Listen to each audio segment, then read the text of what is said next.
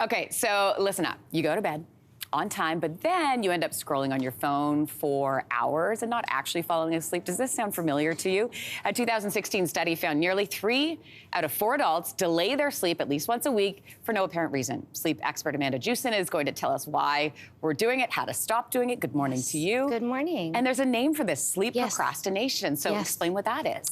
It's exactly what it sounds like. So it is the delaying of wanting to fall asleep or delaying putting yourself to bed. We do this, it's also known as revenge bedtime procrastination. Wait, because what? people are taking revenge against the lack of leisure time in their day. Yeah. So they delay going to bed and they do fun things like you're saying scroll TikTok, watch television, stay out late with friends, but they're not making up for that sleep, so people are left in sleep deprivation. And who is most vulnerable to this revenge sleep procrastination?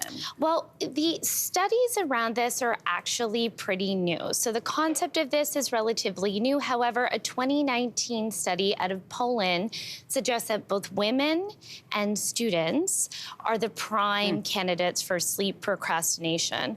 There's also a suspicion that the COVID-19 pandemic has pushed people into this because we brought our jobs home with us. So our lack of leisure time is really impacting us. And so essentially anyone who's feeling the push-pull between work and leisure time is at risk. That's so me because I have to go to bed earlier than probably most adults. Yes. And I have to wake up so early. It's really the only time I have to look at something that is fun for me, right? You know? Like there's not a lot of time during the day. So what are the health risks associated with this? So we see quite a bit. So first we want to talk about those emotional health risks. So a study out of the Journal of Clinical Psychology talked about people who are participating in sleep procrastination are more anxious, they're more depressed, and they're more irritable, which makes sense. We're not sleeping, we're not at our best selves. But we also have a physical component. Folks who are participating in sleep procrastination have a higher risk of obesity,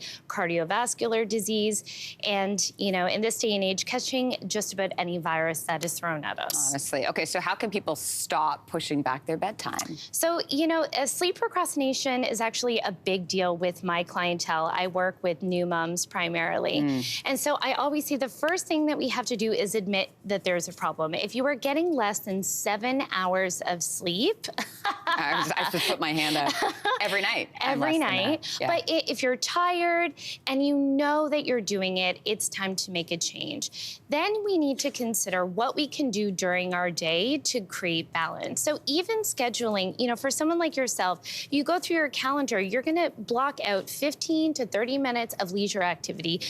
Block out your scroll time during the day. Block out that walk. You know, the more you do it during the day, you're going to need to do it less at night. Make your bedtime routine so enjoyable. Make that the thing that you're procrastinating towards.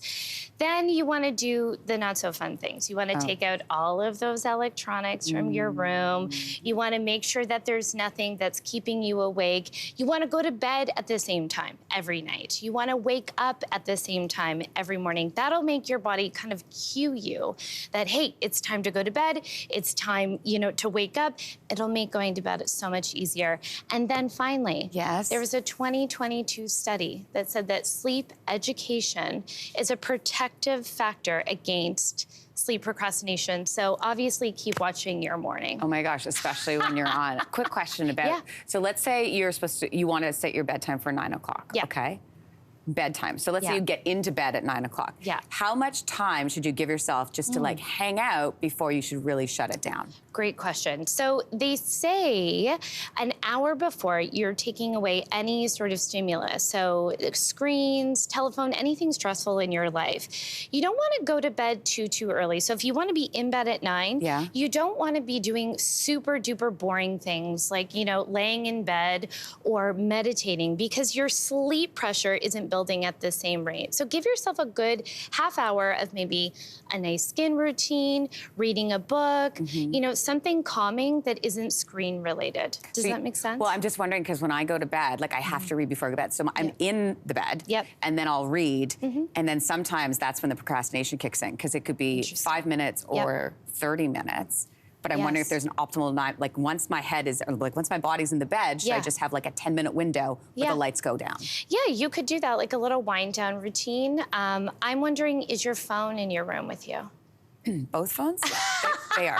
They're right beside me. I like that you have two. Yes. Yeah, if you remove that, if it's possible for your job, removing it removes the temptation. I can't tell you, I don't sleep with my phone, and my job is very phone heavy. I'm constantly on the line with clients. Moving it out of your room is a game changer, I promise. All right, we'll end on that note. Amanda, thank you. Always good to see you. Great tips as always. Thank you.